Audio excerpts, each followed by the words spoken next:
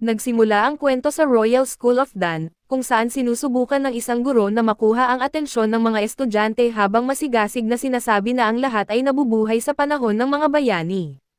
5,000 taon na ang nakalipas mula nang unang lumitaw ang isang bayani sa kailaliman.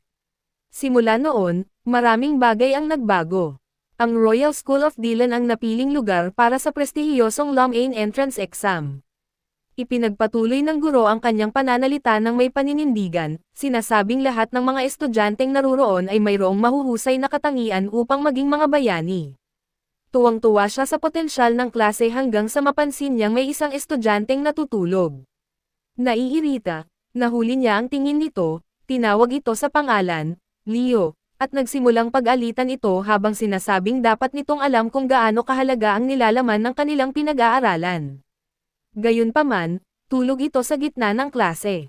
Nang hindi nag-aaksaya ng oras, nagtanong ang guro ng direkta. Nagtataka kung alam ni Leo kung paano 5,000 taon na ang nakalipas, isinagawa ng mga bayani ang kanilang mga ritual upang makilala bilang tunay na mga bayani. Tumayo si Leo, antok pa rin, at sumagot ng walang pakialam, sinasabing kung sikat ang isang tao, hindi na gaanong mahalaga iyon. Ito si Leo Prav, isang 15 taong gulang na batang lalaki na kilala sa kanyang walang bahala at suwail na personalidad. Mas lalong nagalit ang guro sa sagot at sinabing mali ito. Pagkatapos ay tinanong niya ang klase kung may iba pang gustong sumagot ng tama. Itinaas ng isang estudyanteng nakaupo sa tabi ni Leo ang kanyang kamay at ipinaliwanag na noong unang panahon, ang mga bayani ay kinikilala ng mga Diyos. Tanging mga sagradong ritual ang ginagamit upang piliin sila, at isa sa mga una ay ang ritual ng dugo. Natuwa ang guro sa sagot at pinuri ang estudyante, sinasabing inaasahan na niya ito mula kay Gullivian, ang pinakadakilang henyong mahiko sa kaharian. Si Gullivian Tratten ay ngumiting may pagmamalaki sa papuri, at tumangala kay Leo. Ngunit nanatiling walang pakialam si Leo at hindi man lang tumugon. Inisip na lamang niya sa kanyang sarili na noong mga panahong iyon, napakadaling makahanap ng mga Diyos at ang mga ritual ay hindi gaanong mahalaga.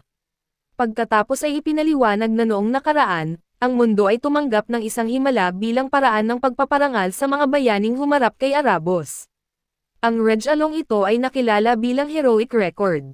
Gayunpaman, hindi komportable si Leo nang mapagtanto niyang wala ang kanyang pangalan sa talaan. Kahit na siya ang muling pagkakatawang tao ng dakilang bayaning si Kyle, isang pangalang sa paglipas ng panahon ay tuluyang nakalimutan, bago pa man mawala si Leo sa kanyang mga iniisip. Naagaw ang atensyon ng mga estudyante ng isang kaguluhan sa labas ng paaralan. Dumating ang mahahalagang tao at sa gitna ng kaguluhan ay isang bayani na namumukod-tangi. Di nagtagal, nakatanggap ang mga estudyante ng isang mensahe na nagpapaalam sa kanila na ang lahat ay dapat magtipon sa auditorium para sa isang mandatoryong pagpupulong. Ang paaralan ay bibisitahin ng prestihiyosong angkan ng Zeringer. Humarap si Gullivian kay Leo at nanguuyam na nagtanong kung susubukan din ba nitong mapansin ng angkan ng Zeringer, na para bang posible iyon para sa isang katulad niya. Kalmadong tumayo si Leo at sumagot na wala siyang interes sa ganoong uri ng bagay, at hindi tulad ng iba, uuwi na lamang siya. Pagkatapos ng klase, si Gullivian, na inis pa rin sa kawalang interes ni Leo, ay nagsabing wala rin siyang pakialam sa mga maharlika ng angkan ng Zinger. Nagkibit-balikat lamang si Leo at umalis, na mas lalong nagpainit ng ulo ni Gullivian. Maya-maya, nagsasanay si Leo sa isang liblib na parang may isang espada, na nakatarak sa lupa, ngunit hindi niya ito ginagamit. Nakatuon siya sa mga galaw gamit ang isang bagay na kasing haba ng isang patpat. Habang nagpa-practice siya, naisip niyang nagbubunga ang kanyang pagsasanay. Ngunit ang kanyang kasalukuyang katawan ay walang parehong tibay tulad ng sa kanyang nakaraang buhay. Naalala niya na sa kanyang nakaraang pagkakatawang tao, nagagawa niya ang lahat ng ito ng madali. Labis siyang nahumaling sa kanyang mga iniisip kaya hindi niya napansin ang papalapit na tao hanggang sa marinig niya ang isang tinig na nagtatanong kung ano ang kanyang iniisip. Tumangala si Leo at nakita ang isang babae. Bago pa siya makasagot, sumugod ito gamit ang isang tunay na espada, hindi kahoy. Nagulat, ipinagtanggol ni Leo ang kanyang sarili sa abot ng kanyang makakaya at nagreklamo tungkol sa pananambang na iyon. Ngumiti ang babae nang hindi binabawasan ang intensidad ng kanyang mga atake at sinabing matagal na rin mula noong huli nilang pagtutuos. Ayon dito, Ang hindi gaanong kahusay na talento ay hindi sapat upang makapasok sa luman, kaya dapat niyang ituring iyon bilang kanyang huling pagsubok. Sumugod itong muli, sa pagkakataong ito ay may bagsik na ikinagulat niya. Hirap na hirap si Leo na sundan ang mga atake at kinailangan niyang umatras ng mabilis upang hindi matamaan. Sumigaw siya na hindi nito ipinapakita ang labis na pagmamahal bilang isang ina, ngunit tumawa lamang ang kanyang ina at sinabing hinaharangan niya ang lahat, kaya gusto nitong makita kung kaya pa niya. Sa pagkakataong ito, mas lalo nitong pinabilis ang mga atake at mapanghamong tinanong kung kaya niya itong iwasan. Nagawa ni Leo na bahagyang makailag, ngunit naputol ang bahagi ng kanyang buhok sa proseso. Sinamantala ang nabuong puwang, gumawa siya ng isang tiyak na galaw at nagawang mapatamba ang kanyang ina, sumuko ito at nanalo siya sa duelo. Tinanong ni Leo kung okay lang ito. Nagpakita ng pag-aalala, dahan-dahan itong tumayo, pinapagpag ang kanyang damit habang tinitingnan ang kanyang anak na may halong paghanga at sorpresa. Gusto nitong malaman kung gaano kalayo na ang narating nito sa sesyong iyon ng pagsasanay, ngunit hindi sumagot si Leo, inayos lamang nito ang kanyang tindig habang hinihingal pa rin. Ngumiti ang kanyang ina at tinanong kung talagang gusto nitong pumunta sa lumana. Ipinaliwanag na ang Lamen ang pinakamalaking akademya ng mga bayani ng tao sa gitna ng mga demise ng 4 na lahi na nakarehistro sa Heroic Register. Naniniwala si Leo na mas marami siyang mahahanap na bakas ng kanyang nakaraan doon. Matatag siyang sumagot na syempre gusto niyang pumunta. Tumanggo ito at sinabing dumaan ang mga Ziringer sa Dylan at nananatili sa kanilang mansyon. Ikinagulat ito ni Leo at nagpatuloy ang kanyang ina na sasabihin nitong hihingi ito ng pabor kay Zeiss Ziringer, ang kanyang kaibigan, upang turuan si Leo ng teknik ng aura ng Ziringer, sinasabing tiyak na makakapasok ito sa luman. Napabuntong hininga si Leo habang iniisip ang aurang ito, ngunit buong tiwala siyang sumagot na matatanggap siya sa taong iyon at hindi sa susunod. Samantala, sa mansyon ng Ziringer, isang karwahe ang huminto sa harap ng tarangkahan. Lumabas ang isang 15 taong gulang na babae at tumingin sa paligid ng may bahagyang paghamak, nagtataka kung bakit gustong-gusto ng kanyang tiyo na manatili roon, dahil sa pera at respeto na mayroon sila, maaari silang umupo ng buong hotel. Ito si Celia Ziringer, 15 taong gulang din tulad ni Leo. Sa kabila ng kanyang arogansya, nakatuon siya sa paghahanda para sa pagsusulit sa pagpasok sa luman. Habang pinagmamasdan niya ang kanyang paligid, lumapit sa kanya ang isang lalaki at tinanong kung hindi ba siya interesado na tingnan kung ano na ang lagay ni Leo, naaalala na ito lamang ang nagsabi na wala siyang pakialam sa angkan ng Ziringer. Ang lalaking iyon ay si Zeiss Ziringer, ang bise-patriarka ng angkan. Sumagot si Celia ng walang pakialam, sinasabing hindi pa man lang magamit ni Leo ang kanyang aura, kaya marahil ay hindi ito kahanga-hanga. Bahagyang tumawa si Zeiss matapos marinig ang sinabi ni Celia at nagkomento na hindi niya iyon inaakala. Maya-maya sa mansyon ng club, ang angkan ng Ziringer ay tumanggap ng isang formal na pagbati. Pagdating, nagpakita si Zeiss ng isang mainit na ngiti at binati ang kanyang punong abala, sinasabing napakaganda nitong muling makita ito.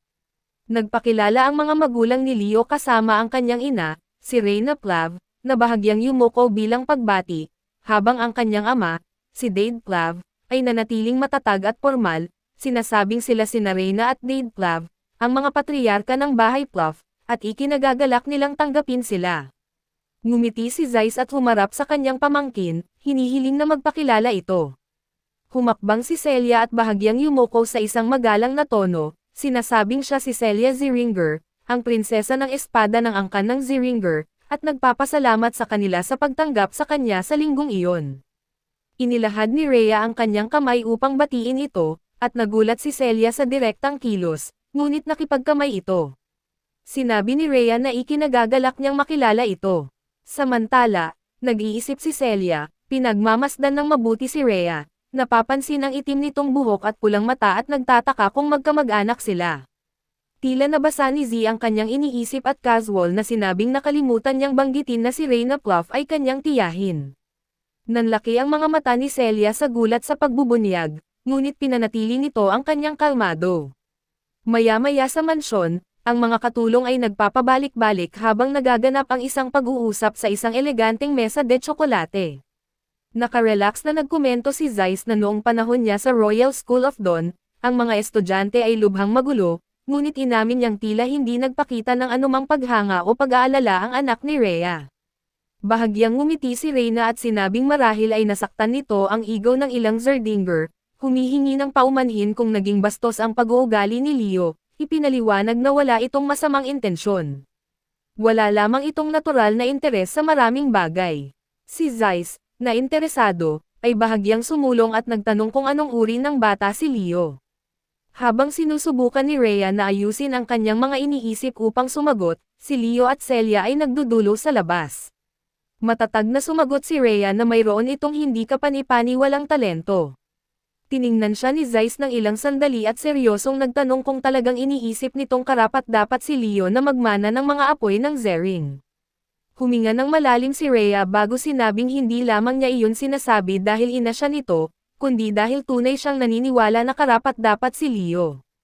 Nagbigay si Zeiss ng isang nakakaintrigang ngiti at sinabing sa pananalita ni Reyna, nagsisimula na siyang magkaroon ng interes, idinagdag pa nitong marahil ay mas mabuting siya mismo ang sumubok sa bata. Samantala, sa parang ng pagsasanay, tinatapos na ni Leo ang kanyang duelo kay Celia. Nakikita ang takot nito at halos hindi masundan ang kanyang mga galaw habang si Leo ay nanatiling kalmado na may tiwala sa sariling ngiti sa kanyang mukha. Maya-maya, umalis si Leo upang magnilay, nakatuon ang kanyang isip sa kanyang kapangyarihan hanggang sa maramdaman niyang may nagbago sa kanyang loob. Nagulat siyang dumilat na may ekspresyon ng kasiyahan, dahil sa wakas ay narating na niya ang yugtong matagal na niyang inaasam. Tila narating niya ang isang bagong antas ng kapangyarihan, isang bagay na nagbigay sa kanya ng kakayahang mapagtagumpayan ang lahat ng gusto niyang masakop. Patuloy na nagbulay-bilay ng malalim si Leo, pinagninilayan ang kanyang kahirapan at pinagkadalubhasaan ang kanyang sariling aura. Naisip niyang malinaw ang dahilan nito dahil sa sandaling tanggapin ng isang tao ang kanilang aura, automatikong nagsisimulang humulma ang katawan dito, na nililimitahan ang pagkakataong makaipon ng mas maraming mana at enerhiya ng kaluluwa.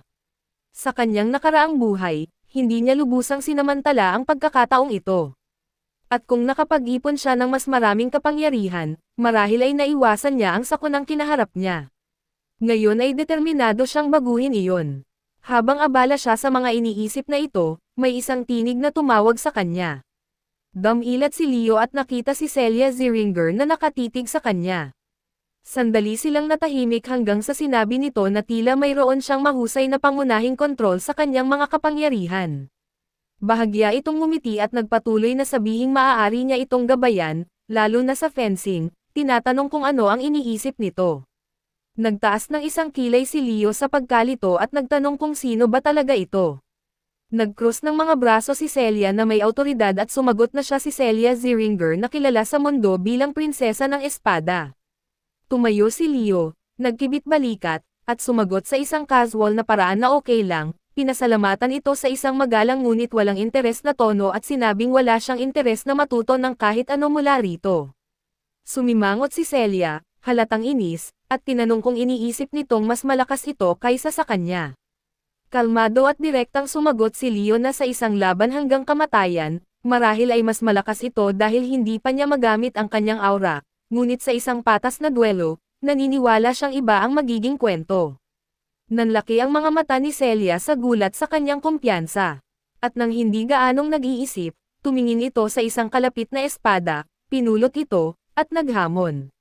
Sinabi nitong kung ganoon ito katapang, maaari silang magduelo, pinagmamasdan ito ng ilang sandali upang sukatin ang reaksyon nito hanggang sa idinagdag nito ng may mapanghamong ngiti na kung mananalo ito, magiging alipin nito siya hanggat naruroon ito sa bahay na iyon. Nag-cross ng mga braso si Leo at nagtanong ng may bahagyang ngiti kung ano ang mangyayari kung mananalo siya. Nagkibit balikat si Celia at sumagot na sa ganoong kaso, magiging alipin nito siya. Pinulot ni Leo ang kanyang kahoy na espada at humakbang pasulong, sinasabing maaari na silang magsimula.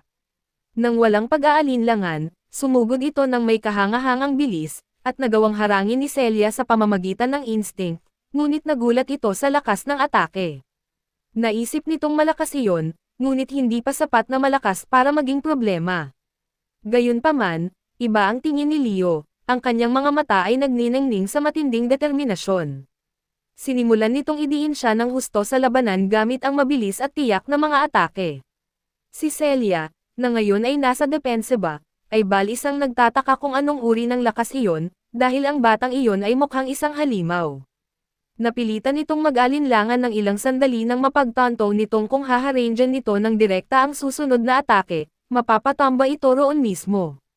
Hindi man lang siya binigyan ni Leo ng pagkakataong huminga at patuloy na walang humpay na umatak, na walang iniiwang paraan para makatakas ito. Balisang naisip ni Celia na hindi nito kayang harangin ang atakeng iyon, ngunit huli na ang lahat. Nang sa wakas ay tamaan siya ni Leo, nagtanong ito nang may mapanghamong ngiti kung nagbalot ito ng aura armor dahil ang duelo ay dapat purong fencing. Medyo nahihiyang sumagot si Celia na reflex lamang iyon at gumamit talaga siya ng aura barrier. Nagkibit balikat si Leo at sinabing hindi mahalaga dahil mananalo pa rin siya. Si Celia, na medyo inis, ay nagtaka kung alam ba talaga ng batang iyon ang kanyang sinasabi dahil tila hindi nito maintindihan ang pagkakaiba ng isang gumagamit ng aura at isang taong hindi ito magamit. Pagkatapos ay inihagis ni Leo ang isang pares ng mahiwagang pulse arrows na may pabigat, katulad ng isinusuot ni Rock Lee, at ngumiti sa gun ng kanyang katawan. Sinimulan niyang atakihin ang aura armor ni Celia na parang gawa ito sa papel. Bawat suntok ay tiyak at mapaminsala, at si Celia, na nararamdaman ang lahat ng presyon gamit ang kanyang sirang espada, ay namamanghang nagtaka kung ano ba talaga ang kanyang kaharap. Samantala, sa loob ng bahay, naglalakad-lakad sina Rhea at Zeiss sa palibot ng patio.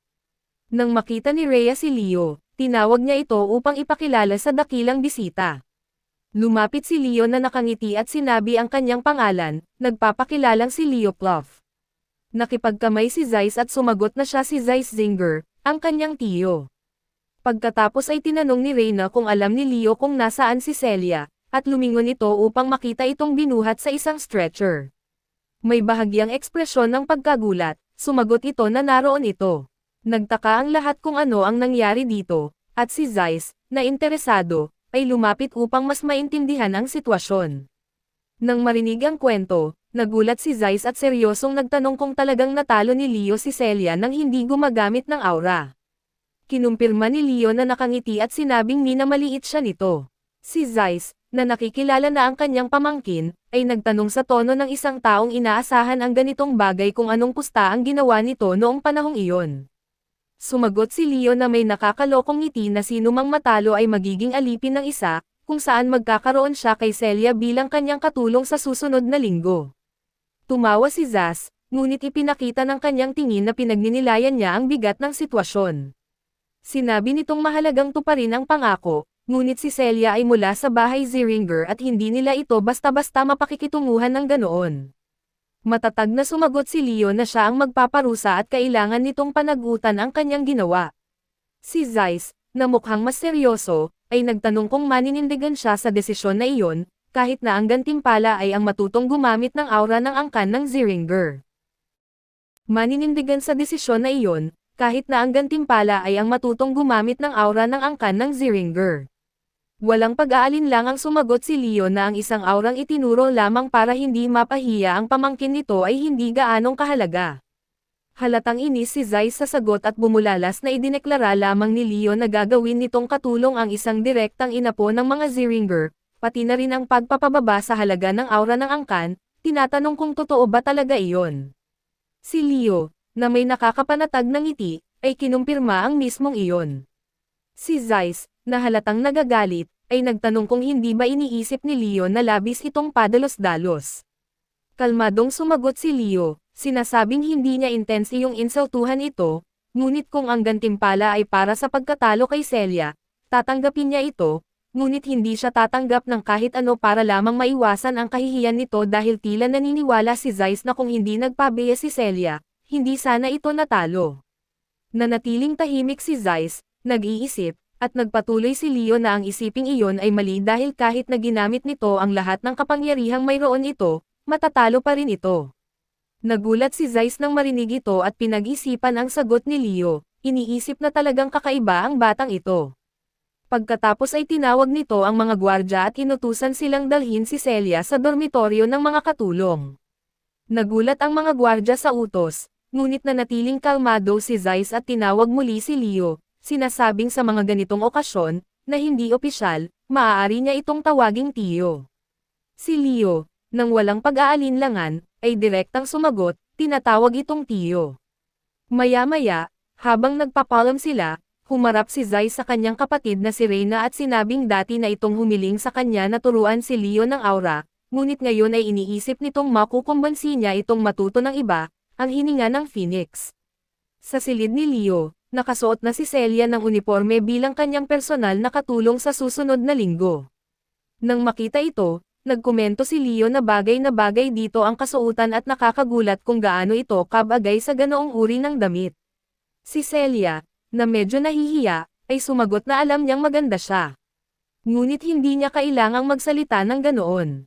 Sinubukan ni Leo na itama ang kanyang sarili sa pamamagitan ng pagsasabing hindi niya intense yung manukso at mayroon siyang isang kaibigan na lubhang pinahahalagahan ang kagandahan, ngunit nakakainis ang mga gawin nito. Madalas sabihin ng kaibigang ito na walang kapantay ang kagandahan ng walang hanggan at kung sakaling bumalik ang kapayapaan sa mundo, gugugulin nito ang buong buhay nito sa pagpapalaganap ng kagandahan saan man. Pagkatapos ay naisip ni Leo sa kanyang sarili na ang problema ay napakatotoo ng kaibigang ito at sinasabi niya iyon sa dalawang babae. Bagamat agresibo ang isa sa kanila, mas maganda si Lucas kaysa sa sino mang babaeng nakita niya. At tungkol kay Luna, walang banggit dito. Naisip pa niya na alang-alang sa sining, marahil ay maaari silang mag-post ng hubad para dito, ngunit syempre ang tugon ay isang ulan ng pambubugbog. Samantala, sa tunay na mundo, pinagmamasdan siya ni Celia at nagtataka kung anong uri ng aklat ang binabasa nito. Casual na sumagot si Leo na binabasa niya ang isang kwentong madalas niyang basahin na pinamagatang ang dakilang bayani ng simula. Kakaiba ito para kay Celia at nagkomento itong hindi lamang iyon isang fairy tale, na binasa rin niya noong mga 5 taong gulang siya, at inisip nitong napakakakaiba ng batang iyon. Pagkatapos nito, lumapit ito sa istant ng aklat at nagkomento na tila gustong-gusto talaga nito ang kwentong iyon. Habang mas pinagmamasdan nito, nang uuyam itong sinabi na kahit isang mananaliksik ng dakilang bayani ay hindi magkakaroon ng kasandami nitong material. Sumagot si Leo na koleksyon lamang iyon, ngunit patuloy na inisip ni Celia na talagang sulit basahin ang napakaraming aklat tungkol sa mga dakilang bayani ng simula, lalo na tungkol sa buong grupo. Patuloy itong tumitingin at curious na nagtanong kung bakit napakaraming aklat tungkol kay Kyle.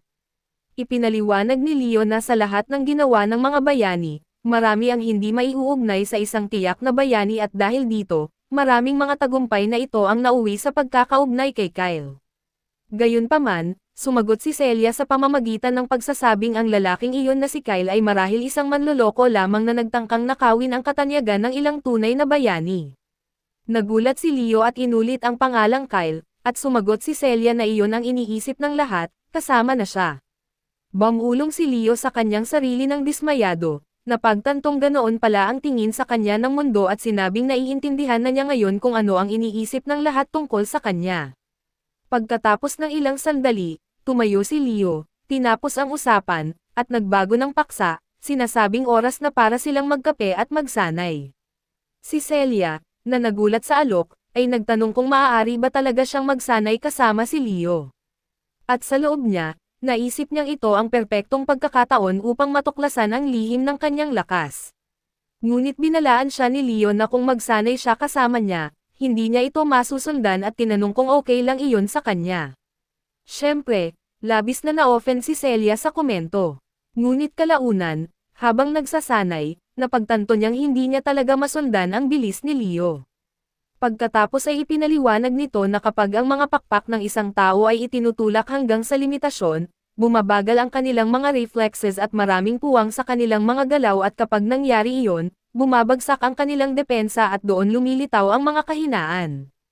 Nalilito, tinanong ni Celia kung mabuti ba sa kanyang pagsasanay ang labis na pagpapagod sa kanyang katawan at kung ginagawa ba talaga niya iyon araw-araw. Tumawa si Leo at sumagot na napakahina ng henerasyong iyon, pinagninilayan sa kanyang sarili na kumpara sa nakaraan, talagang bumuti ang mga teknik ng aura, ngunit naging mas pabaya ito sa kanilang mga katawan. Nakakatulong ang aura upang mapabuti ang pisikal na lakas, ngunit gaya ng ipinaliwanag ni Leo, ang 0 na multiply sa 1,000 ay 0 pa rin.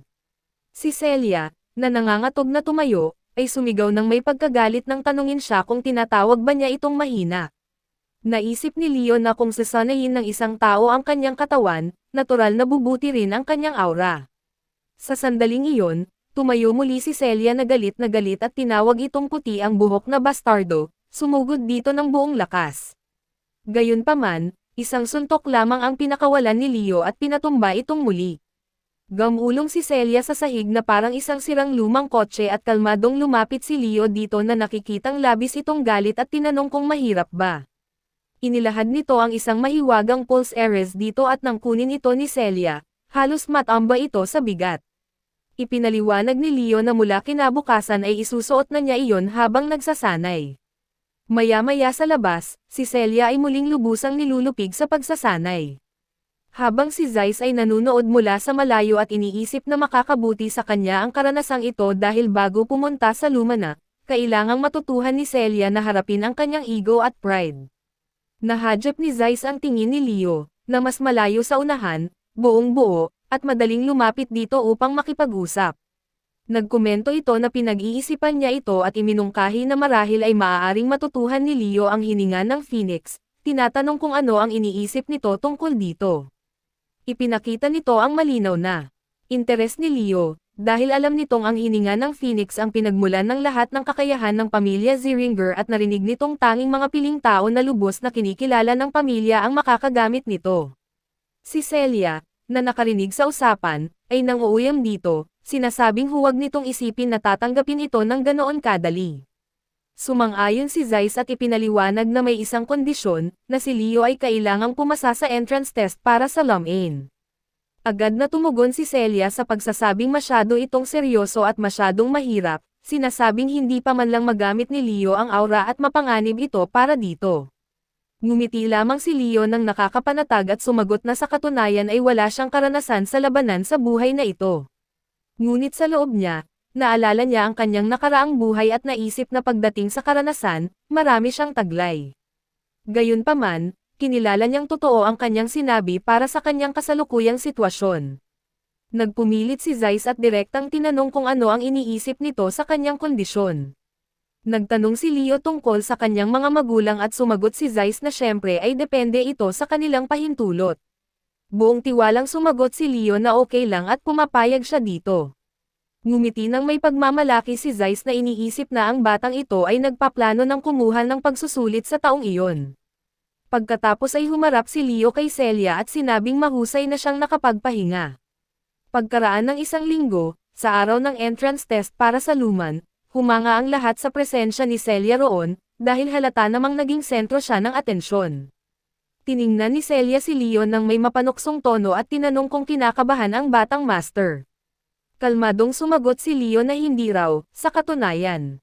Ngunit napansin ni Celia ang kakaiba sa tono ng pananalita nito at sumagot, tinatanong kung ano ang ibig sabihin ng paraan nitong magsalita. Bago pa ito makapagsalita muli, may nakatawag ng pansin nito, at nang lumingon ito, nakita nito si Gullivian Trout. Humanga si Gullivian nang makita si Leo sa tabi nito at curious na nagtanong kung ano ang ginagawa nito roon, gayong wala man lang itong aura. Tinanong din nito kung kumusta si Celia, ngunit pareho nila itong hindi pinansin. Gayunpaman, ipinilit nitong magpakilala muli, sinasabing siya si Gullivian Trinton, ang mismong nakilala nila sa paaralan, at nagmayabang sa pagtawag sa sarili nitong isang dakilang henyo ng mahika. Malamig na sumagot si Celia na hindi niya maalala. Walang seremonya, hinawakan nito si Leo sa kamay at umalis, iniwan si Gullivian nang walang anumang paliwanag. Bigla, may isa pang tinig na tumawag dito, at sa pagkakataong ito, tila mas nagulat pa si Celia. Sina Abad Llewellyn at Chelsea Llewellyn pala iyon. Casual na komento ni Abad na matagal na rin silang hindi nagkikita. Nalilito si Leo at tinanong si Celia kung sino ang mga taong iyon. Sumagot ito nang may bahagyang pagniwi na sila ang magkapatid na Llewellyn mula sa parehong angkan ng mga bayani ng Imperyong Lordan. Malinaw na hindi sila masyadong gusto ni Celia dahil ibinulong nito na kung haad lang sila sa daan nila, hindi sila maaaring matalo dahil hindi kailanman tatanggap ang angkan ng Zinger ng pagkatalo para sa pamilyang Llewellyn. Si Leo naman, Bamulong lamang sa sarili na tila napakalaking kaguluhan lamang dahil sa isang place. Samantala, ang magkapatid na Llewellyn ay nakatayo pa rin doon na mukhang kahanga-hanga at tiwala sa sarili. Sinubukan ni Celia na manatiling kalmado at sumagot sa pagsasabing matagal na nga. Si Abad na may pagmamataas ay nagtanong kung sino ang batang lalaki sa tabi nito. Matatag na sumagot si Celia na siya si Leo mula sa bahay Plav, isang marangal na pamilya mula sa kaharian ng Don. Si Abad ay bumantong hininga ng maikli na may paghamak. Sinasabing maliit na isda ito, tinitigan si Leo ng ilang sandali, ngunit pagkatapos ay humarap sa kanyang kapatid at idineklara na ang unang pwesto ay tiyak na mapasa kaniya. Si Celia, inis sa kay-abangan, ay bumulong-bulong na hindi matiis ang mga lalaking iyon at tatapusin na niya ang kanilang lahi ng walang anumang pag-aalinlangan. Sa sandaling iyon, lumitaw ang isang taong tila organizer ng pagsusulit at inanunsyo na ang lahat ay nagtipon na. Ito si Ali Ziron, isang guro sa luma na academy. Si Celia, na halos kilala ang lahat ng mahahalagang pangalan, ay humanga nang makita ito, habang si Leo, na walang kamalay-malay sa sitwasyon, ay nagtanong kung sino ang lalaking iyon. Si Celia, na nagagalit sa tanong, ay sumagot na si Alxeren ay isang bayaning nakarehistro sa talaan ng mga bayani. Naisip ni Leo sa kanyang sarili na ito pala ang tawag nila sa mga bayani sa panahong iyon. Muling tiningnan si Albie, napansin ni Leo ang isang kakaiba, dahil isang kakaibang mana ang nagmumula sa kaliwang mata ng guro. Sinimulang ipaliwanag ni Albie kung paano gagana ang pagsusulit, sinasabing ang mga hamon ay hahatiin sa mga duelo isa sa isa at pananakop ng halimaw, at ang bawat kalahok ay magkakaroon ng pagkakataon. Pagkatapos ng maikling paghinto, ngumiti ng pagod si Ali at sinabing napaka-boring ng lahat. Nang walang babala, sinunog nito ang papel na may mga tagubilin, kalmadong humarap sa mga estudyante, at naglabas ng isang aklat. Ito ang talaan ng mga bayani na pinamagatang ang mundo ni Albie. Binuksan nito ang aklat sa paunang salita na tinatawag na ang ilahas na kagubatan, at isang malakas na mahika ang nagsimulang bumulwak mula sa mga pahina nito. Ang nakapaligid na kapaligiran ay mabilis na nabago ng isang magic circle, at ang buong lugar ay humubog sa isang makapal at misteryosong kagubatan. Si Celia, na lubhang nabalisa sa nangyayari, ay sumigaw na kinamumuhian ni Ali ang kawalan ng kahusayan, ngunit sobra na ito.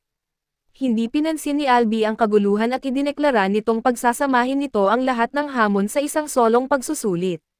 Pinanood ng mabuti ni Leo at seryosong nag-isip habang nangyayari ang eksena, naaalala ang mga salita ng kanyang dating guro na nagsabi sa kanya na ang talaan ng mga bayani ay hindi lamang isang aklat, kundi isang bagay na may tunay na halaga at tunay na kapangyarihan dahil ipinakikita nito ang mundo ng isang bayani at naglalaman ng lahat ng karanasang pinagdaanan nito. Bukod dito, sino mang pumasok sa mundong ito ay maaaring magmana ng kapangyarihan ng isang bayani mula sa nakaraan. Pinagnilayan ni Leo na ito ay isang paraan ng pagsasanay na idinisenyo para sa mga bayani.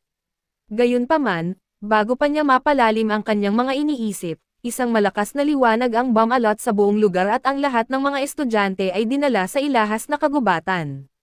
Si Albie na nanonood mula sa labas ay nag-anunsyo na ang lahat ay nakarating na sa kagubatan at ipinaliwanag na simple lamang ang layunin, na kailangan nilang mabuhay, bumuo ng mga alyansa, maglaban-laban, o harapin ang mga panganib ng kapaligiran, gawin ang anumang kinakailangan upang magpatuloy, at sino mang gustong sumuko ay maaari lamang basagin ang orb sa kanilang mga kamay at bumalik sa tunay na mundo. Sa wakas, idineklara nito na nagsimula na ang hamon. Tumingin si Leo sa paligid, pinagmamasdan ang makapal na kagubatan at bumulong-bulong na walang nagbago. Naisip niya sa kanyang sarili na ang lugar na ito ay dating tahanan ng mga elf bago ito masira ng bruhang reyna na si Salatna. Bigla, isang estudyante ang sumigaw ng desperado na sobra na ito at agad binasag ang orb sa kanyang mga kamay, nawawala sa eksena. Isa pang estudyante na may bastos na tono ang nagkomento na ilusyon lamang ang lahat, tinatawag na pathetic ang kanyang kaklase. Ngunit, mas seryosong nag-isip si Leo, pinagninilayan na mali ang lahat, dahil ang mundong iyon ay nilikha mula sa tunay na mga alaala ni Alb, at ang lahat doon ay totoo, kasama na ang mga banta, na maaari pang ang pumatay sa kanila sa tunay na mundo. Halos wala ng oras si Leo para tumugon nang dumaan ang isang sibat ilang pulgada lamang mula sa kanyang katawan, hinihagis ng may katumpakan ng isang taong mabilis na papalapit. Sa kanyang pagtataka, hindi ito isang halimaw, kundi isang tao, o sa halip ay isang kalaban. Si Chelsea Llewellyn pala iyon, na nanguuyam na sa kanya, sinasabing magandang ideya na alisin ang isang tao mula sa angkan ng Ziringer. Bumantong hininga si Leo at sumagot na muli na namang nagkakamali ang mga ito dahil siya ay isang place. Hindi pinansin ni Chelsea ang pagtutuwid at sinabing panig pa rin siya kay Celia. Nang hindi nagbibigay ng anumang pagkakataon para sa paliwanag, tinawag ni Chelsea ang kanyang windside. Pinanood ng mabuti ni Leo habang isinasagawa nito ang spell at naisip na ang spell na iyon ay hindi pa umiiral noong nakaraan. Ngunit ang batayang istruktura ay tila hindi nagbago. Binunot niya ang kanyang espada at pamwesto sa depensa. Si Chelsea, na may mapanuksong maliit na ngiti, ay nagtanong kung ganoon pa rin ba ito ka-relax. Pagkatapos ay mabilis nitong pinagulong ang kanyang side sa gilid, nagpakawala ng isang malakas na atake sa direksyon nito. Madaling nailihis ito ni Leo, na labis na ikinagulat nito. Naisip ni Chelsea na napakadali nitong naharang ang atakeng iyon. Ngunit ang mas nakapagtataka pa dito ay ang katotohanang hindi nito maramdaman ang anumang aura na nagmumula dito. Nagtaka ito kung masyado lamang mahirap tukuyin ang aura nito. Gayunpaman, bumantong hininga muli si Leo at sinabing napakasimple ng atake. Iminumungkahi na marahil ay dapat silang magsanib puwersa dahil sino mang pinakamatagal na mabubuhay ang makakakuha ng pinakamaraming puntos. Sinubukan nitong kumbansihin ito sa pagsasabing dahil isa itong mage, ang kailangan lamang nitong gawin ay pumasa sa pagsusulit. Tumawa ng may paghamak si Chelsea at sumagot na sa kasamaang palad nito, isa itong battle mage. Halatang inis, tinanong nito kung sinasabi nitong simple ang atake nito. Kalmadong sumagot si Leo na kumpara sa potensyal na maaari nitong ipakita, oo, medyo diretso ang atakeng iyon. Mas lalong nagalit si Chelsea dito, at sumigaw itong hindi nito maaaring magsalita ng ganoon, lalo na ang turuan ng mahika ang isang katulad nito. Isang direktang inapo ng mga Llewellyn. Nang hindi nag-aaksaya ng oras, hinablat ni Chelsea ang kanyang staff at sunod-sunod na nagpakawala ng ilang wind spell. Ngunit ang sumunod nitong nalaman, wala na si Leo. Masyado itong mabilis gumalaw at hindi man lang nito maramdaman ang anumang bakas ng mana na nagmumula dito.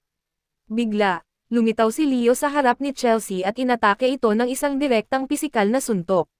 Sa sumunod na sandali, lumipad sa himpapawid ang kanyang side at staff, at bumagsak si Chelsea sa kanyang mga tuhod na ganap na walang armas.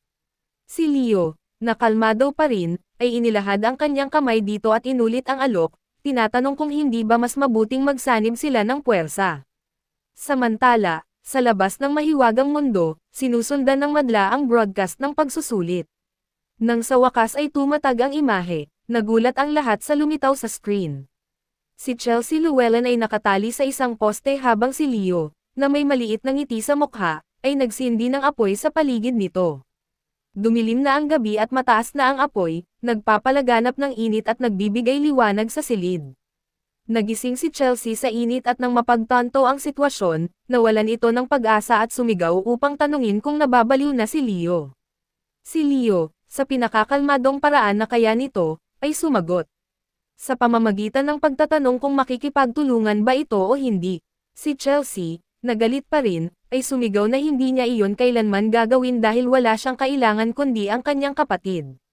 Sinusubukang makawala, bumigkas si Chelsea ng isang wind spell, ngunit agad itong naharang. Nagkomento si Leo sa halos casual na tono na iyon ay isang magic restriction spell at sinabing medyo cool iyon. Sa loob, naisip ni Leo na wala siyang gaanong mana at marahil ay hindi magtatagal ang spell.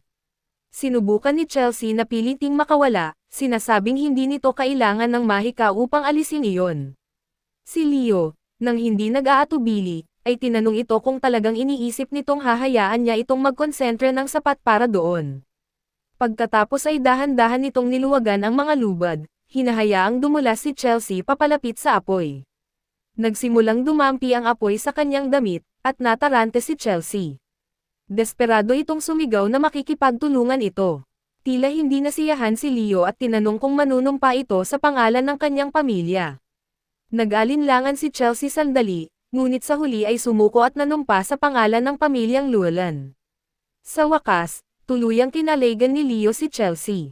Nang bumagsak ito, sinalo niya ito sa kanyang mga bisig bago pa man ito tumama sa lupa at sinabing may mapang-uyam na tono na ikinagagalak kitang makilala, mage ng mga Llewellyn. Samantala, sa Lumen Academy, pinananood ng mga guro ang broadcast ng may matinding atensyon. Pinapanood ni Profesor Albie Zuron ang lahat ng may malaking interes at nagkomento na sinusunod ng lahat ang parehong pattern gaya ng dati, naglalabanan na parang mga tanga. Itinuro nito na 2 tao lamang ang nakaintindi sa tunay na layunin ng pagsusulit sa ngayon, sina Celia Ziringer at Abad Llewellyn. Gayunpaman, ang kanyang mga mata ay agad na bumaling sa isa pang hindi inaasahang duo na nagtutulungan upang pabagsakin ang isang nilalang. Nakilala ni Albie na ito si Leo Plouffe.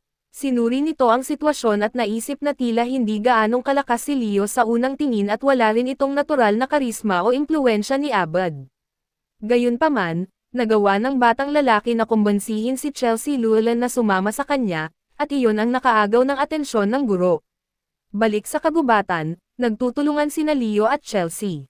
Pinatay ni Chelsea ang isang nilalang gamit ang isang wind arrow, habang hiniwa ni Leo ang leeg ng isa pa gamit ang kanyang espada.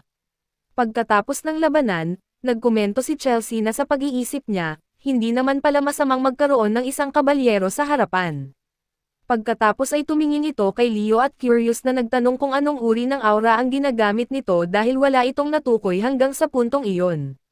Simpleng sumagot si Leo na wala siyang alam tungkol sa aura.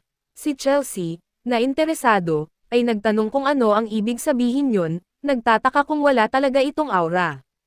Nagkibit-balikat si Leo at sinabing para sa kanya, mas mahalaga ang isang mahusay na pundasyon kaysa sa aura. Pagkatapos ay tinanong nito kung alam nito kung ano ang pundasyon mismo ng wind magic. Hinamon ng tanong, nagpa siya si Chelsea na subukan ito. Nagpakawala ito ng isang wind spell ng may malaking puwersa at nang tumama ito sa isang goblin sa daan, agad itong nawasak.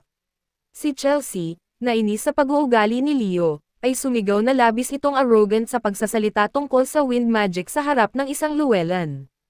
Kalmadong sumagot si Leo, sinasabing hindi niya dapat itong masamain dahil kinikilala niyang talagang makapangyarihan ito at walang pagtangging iyon, ngunit mali pa rin ang paraan nito ng paggamit ng mahika. Tinitigan siya ni Chelsea ng may inis. Ngunit bago pa ito makatugon, huminto si Leo at humingi ng katahimikan dahil nakaramdam ito ng kakaiba sa hangin. Nagsimula silang lumapit sa isang kakaibang lugar kung saan may ilang bangkay sa lupa, at napansin ni Chelsea na mukha silang mga mummy. Si Leo, na may seryosong ekspresyon sa mukha, ay sumagot na nakakita na siya ng mga biktimang katulad niyo noon. Naisip niya sa sarili na naunawaan na niya ang mga kondisyon ng nakaraan na muling inilalarawan sa pagsusulit na iyon, at ang mga sitwasyong iyon ay eksaktong magkatulad. Sa sumunod na sandali, may tumama sa silid, at mabilis na kumilos si Leo, iniiwasan ito at inililigtas si Chelsea mula sa pagtama. Sa sandaling iyon, lumitaw ang 2 tao, handa nang umatake, nagkokomento kung gaano sila kalapit sa pagkatalo sa kanila. Ngunit bago pa sila makagawa ng anuman, mabilis na tumugon si Leo. Isa sa kanila, isang lalaking may palakol, ay sumugod kay Leo, ngunit napatumba sa ilang segundo habang ginagamit ni Leo ang kanyang matalas na instinct upang neutralisahin ang kalaban. Di nagtagal, napagtanto nilang hindi sila nag-iisa, dahil pinalibutan sila ng isang buong grupo.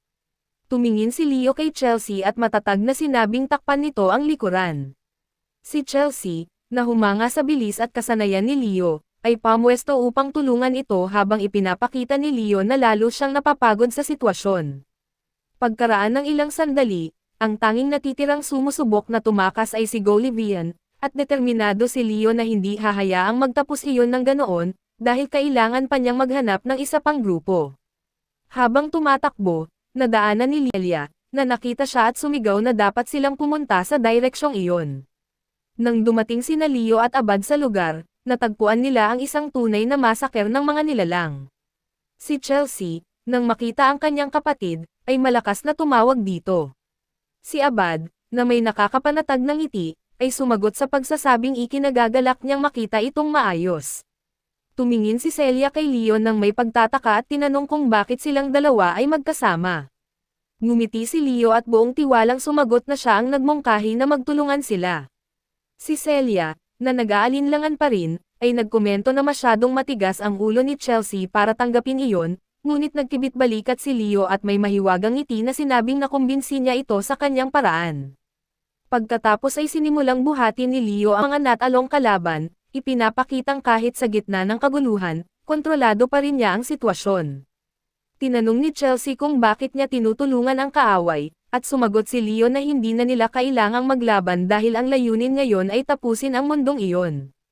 Nagulat, tinanong ni Chelsea kung ano ang ibig nitong sabihin, at ipinaliwanag ni Leo na mayroong isang anomalya sa kagubatan at ang mga bangkay na iyon. Para bang may sumipsap sa kanilang buhay. Itinuro rin ni Leo na kakaunti lamang ang mga halimaw sa lugar, at sumang-ayon si Celia, sinasabing para bang natatakot ang mga halimaw sa isang bagay. Iminungkahi ni Leo na marahil ay lumitaw ang isang mataas na antas na nilalang at tinakot ang lahat ng mga halimaw. Ipinagpalagay ni Abad na ang unang malaking epekto na dulot ni Ali ay marahil ang pagkatalo sa pinakamakapangyarihang nilalang sa kagubatan. Sa sandaling iyon, nakaramdam si Leo ng isang malaking presensya na kumalat sa buong kagubatan, at naramdaman din ito ng iba. Nagkomento si Leo na sa wakas ay nagpakita na ang nilalang. Samantala, naglalakad ng mag-isa si Golivian sa kagubatan, tinatanglawan ang daan gamit ang mahika. Sinabi niya sa sarili na gaano man katagal, ilalabas niya si Leo sa lugar na iyon. Gayunpaman, habang patuloy siyang naglalakad, nakakita siya ng isang bagay sa daan at nagulat nang mapansin ang isang bangkay. Bumagsak si Golivian sa lupa at nakaramdam ng kakaiba, na pagtantong natatakpan siya ng malagkit na likido. Iyon ang laway ng isang dambuhalang gagamba na nasa itaas niya at handa na siyang lamunin. Samantala, sa luma na academy, ang grupo ng mga taong umalis na sa pagsusulit ay nag-uusap-usap, sinusubukang bilangin kung ilang kalahok ang kanilang naalis. At sinabi ng ilan na nakapag-alis sila ng 15 o 16. Si Ali, na pinagmamasdan ang lahat, ay nagsabing nabigo ang lahat ng 5 taong nagtipon doon. Lumapit ang isang bagong tao kay Albi at sinabing kailangan nitong aprubahan ang hindi bababa sa 100 tao, kung hindi ay walang saysay iyon sa harap ng ibang mga rehiyon. Ipinabatid dito na sa kasalukuyan ay 50 tao na lamang ang natitira sa pagsusulit. Sumagot si Albi na kung hindi umabot sa kanyang mga pamantayan ang mga kandidato, mabibigo pa rin sila. Naalala nitong inilagay siya ni Headmaster Kian sa lugar na iyon sa isang kadahilanan, dahil naniniwala itong ang isang tunay na bayani ay matutuklasan lamang sa mahihirap na panahon. Pagkatapos ay ibinaling ni Ali ang kanyang mga mata kay Leoplav, kinikilala nitong napansin na nito ang anomalya sa kagubatan, ngunit nagtataka kung talagang makakayanan ni Leo ang mundong nilikha nito mismo. Habang patuloy na tumatakbo ang grupo sa madilim na kagubatan, nagkomento sila kung paano nagiging mas makapal at madilim ang kapaligiran. Biglang huminto si Celia at binalaan sila na mayroong isang bagay sa unahan. Gamit ang kanyang aura upang tanglawan ang daan, natagpuan ng lahat si Golivian na nilalamon ng isang higanteng gagamba. Nagtataka, tinanong ni Celia kung anong uri ng nilalang iyon. Nang maghanda si Abad na umatake, pinigilan siya ni Leo at sinigawan si Golivian na basagin ang kristal dahil kung hindi, mamamatay ito. Sinunod ni Golivian ang babala at binasag ang kristal sa tamang oras upang makatakas mula sa bibig ng nilalang. Nang malinis na ang daan, sa wakas ay inatake ni Abad ang gagamba at nagdulot ng malaking pinsala, ngunit hindi sapat dahil ang nilalang ay nagsimulang mag-regenerate halos kaagad.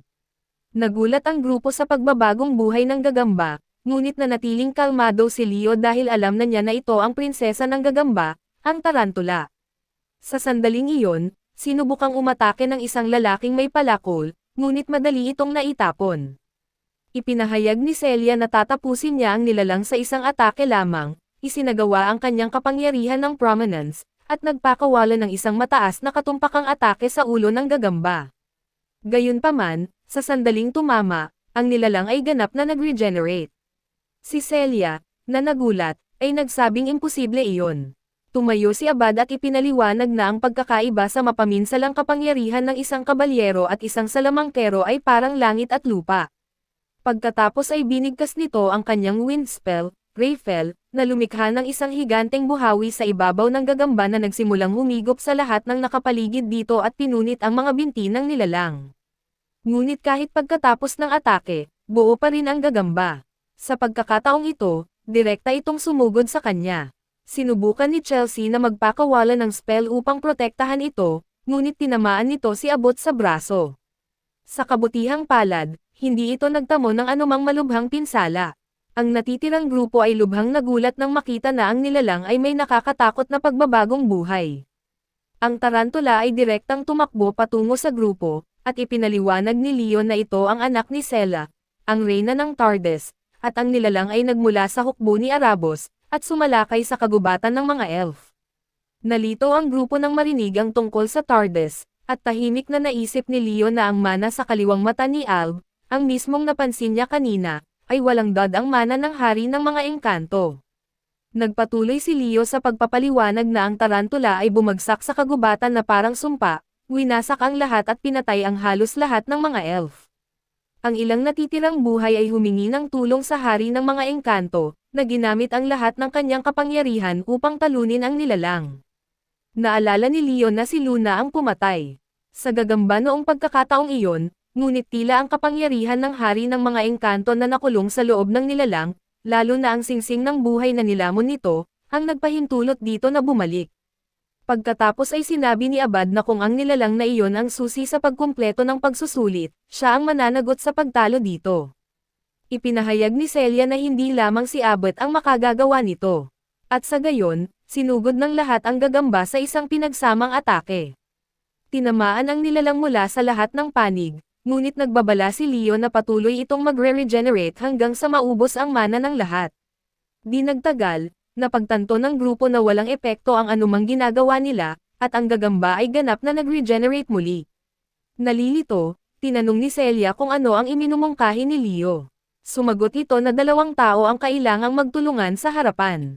Tumanggi si Abad, sinasabing gusto nitong maging MVP, ngunit sinabi ni Celia na siya ang manggaguna. Nagbabala si Leo sa kanila na kung hindi nila matatalo ang gagamba, masisira ang mundo ni Albi at mabibigo silang lahat sa pagsusulit.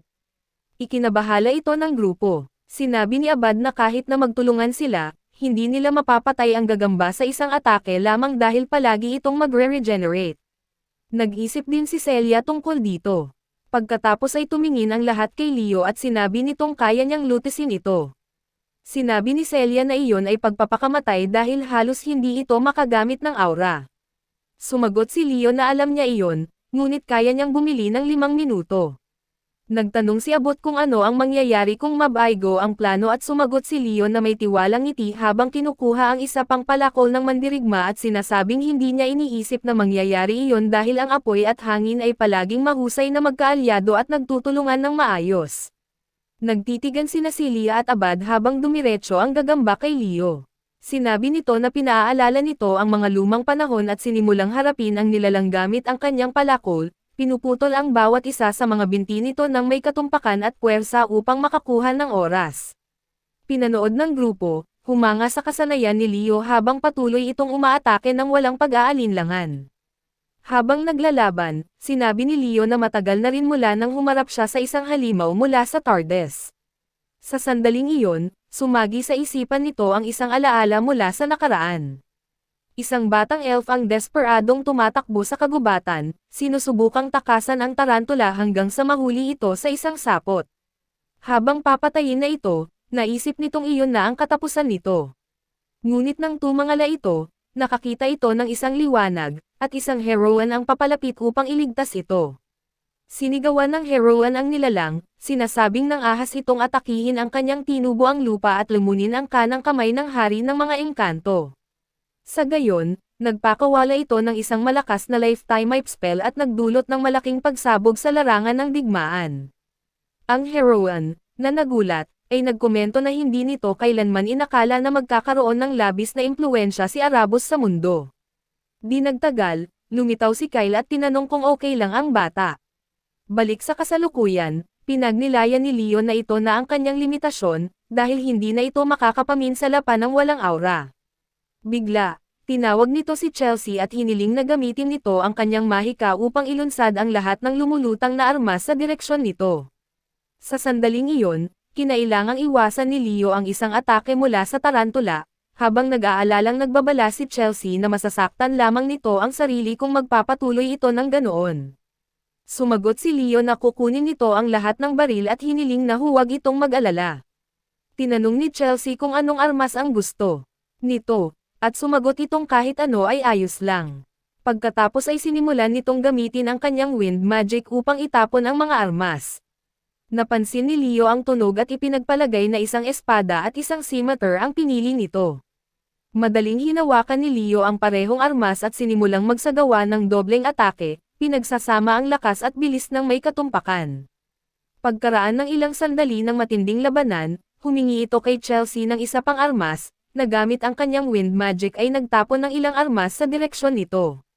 Patuloy na ginamit ni Leo ang lahat ng iyon, sinusubukan kung alin ang may pinakamalaking epekto sa tarantula. Habang pinagmamasdan siya ni Chelsea, humahanga sa kanyang teknik, iniisip na sa kabila ng kanyang edad, mukha itong isang tunay na martial king. Nagkomento rin si Abad na si Leo ay tiyak na hindi isang maliit na isda. At sa sandaling iyon, nagtamo si Leo ng hiwa sa kanyang mukha. Naisip nito, determinado na kung hindi niya mapipigilan ang insektong iyon sa buhay na ito, pagtatawanan siya ng kanyang mga kaibigan sa kabilang buhay. Sinira ni Leo ang isa pang armas sa nilalang at humingi ng susunod, ngunit binalaan siya ni Chelsea na iyon na ang huli. Tinanong nito kung bakit hindi niya iyon sinabi kanina, ngunit si Celia, na handa na, ay nagpahayag na tatapusin na niya ang nilalang. Ginamit nito ang kanyang nag-aapoy na kapangyarihan laban sa tarantula, na naging dahilan upang magsimulang masunog at sumigaw sa sakit ang nilalang. Pagkatapos ng ilang sandali ng matinding apoy, nahulog mula sa tiyan ng gagamba ang singsing ng buhay. Sa wakas ay natalo ang nilalang, at natapos ang paunang salita sa mundo ni Albie, na kilala bilang ang ilahas na kagubatan. Naupo si Celia sa sahig na pagod, sinasabing sa wakas ay tapos na. Naisip nito sa sarili na talagang pinigilan ni Leo ang nilalang sa loob ng 5 minuto at pinagnilayan nitong kahanga-hanga ito. Nang akmang pupurihin na niya ito, pinutol siya ni Chelsea, sumisigaw na mahusay ang ginawa nito at kamangha-mangha iyon, lubos na nabighani at inihahambing si Leo sa isang bayani mula sa mga kwento noong unang panahon. Si Kia, na curious, ay nagsabing gusto nitong matuto patungkol sa labanan ng mano-mano at nagmakaawa kay Leo na sanayin ito. Si Celia na nakarinig nito, Riley ay nagkomento na umaasa siyang makakatagal ito kahit isang sesyon lamang ng pagsasanay ni Leo, sinasabi sa isang tonong puno ng mahihirap na alaala na tanging ang nakaranas lamang nito ang nakakaalam kung ano ang pakiramdam.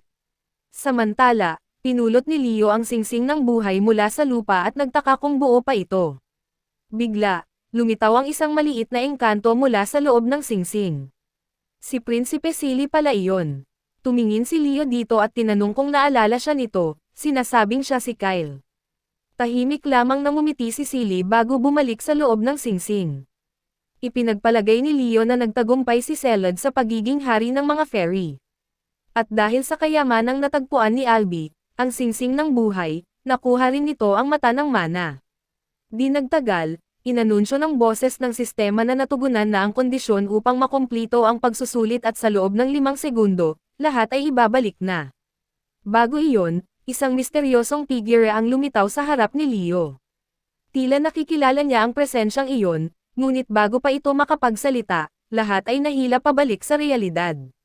Sa ibang lugar, isang matandang lalaki ang nanunood sa pagkumpleto ng pagsusulit sa kanlurang teritoryo. Ang lalaking ito ay ang direktor ng Luman Academy, si Colin Bedian. Ang kanyang sekretarya, na nagulat, ay nagtanong kung tapos na ang pagsusulit, sinasabing malayo pa ang ibang mga teritoryo. Pagkatapos ay gusto nitong malaman kung ilang estudyante ang pumasa mula kay Albie. Sumagot ang direktor na kung isasaalang-alang na si Albie ang responsable sa paglikha ng pagsusulit, ang 40 na pumasa ay mataas na bilang. Ang babae, na nalilito, ay nagsabing maraming tao ang 40, ngunit kalmadong sumagot si Con na 10 lamang ang inaasahan nito. Pagkatapos ay nagkomento ang sekretarya na marahil ay napunta kay Abbott o Celia ang unang pwesto at sinabi ng direktor na tiyak na mahirap na desisyon iyon. Pagkatapos ay binanggit nito na may isang taong direktang inirekomenda ni Albie, na humanga sa sekretarya. Tinanong nito kung talagang may personal na inirekomenda si Albie, at kinumpirma ito ng direktor, sinasabing isang pangalang hindi pa nito naririnig. Curious, iginiit ng babae na makita ang pangalan. Samantala, sa larangan ng pagsusulit, ang natitirang mga estudyante ay nagtatalo sa mga grupo, nahahati sa pagsuporta kay Celia o Abad, na para bang organisadong mga taga-suporta sila. Ngunit nakatuon lamang ang mga mata ni Ali kay Leo. Pagkatapos ng maraming pag-iisip, nagpa siya itong irekomenda si Leo Prav bilang kinatawan sa mga baguhan. Ang punong guro nang makita ang pangalan ay nagpakita ng interes, sinasabing kung mataas ang sinabi ni Albi tungkol sa isang tao, tiyak na napaka-espesyal ng batang iyon. Pagkatapos ay binasa nito ang isang mensaheng iniwan ni Albi kung saan nakasulat na taglay ni Leo ang talentong kinakailangan upang maging isang bayani. Maya-maya, sa isang ganap na magkaibang lokasyon, nagpapahinga si Leo sa isang jacuzzi. Nagbababad sa maligamgam na tubig at nakakaramdam ng ginhawa sa unang pagkakataon pagkatapos ng karera. Ipinahayag niya sa sarili na kailangang gamutin ng maayos ang sakit at talagang napakasarap sa pakiramdam. Habang ibinababad niya ang kanyang katawan sa mainit na tubig, nagsimula siyang mag-isip tungkol sa misteryosong figure na nakilala niya sa pagtatapos ng pagsusulit. Naalala niya ang mensaheng natanggap niya, na nagsasabing ang kanyang gantimpala ay ang pangako ng hari ng mga engkanto. Pinagnilayan ni Leo na bilang isang bayani sa kanyang nakaraang buhay, mas marami siyang nararapat kaysa sa isang simpleng pangako. Ngunit sa ngayon, tatanggapin niya ang gantimpalang iyon bilang aliw. Bigla, nakarinig si Leo ng kakaibang ingay at nagtaka kung ano iyon. Nang tumingin siya sa direksyon ng tunog, nakita niyang papasok ang kanyang ina. Lubhang nagulat at nawala ng pananalita si Leo nang makita niyang pumasok ang kanyang ina.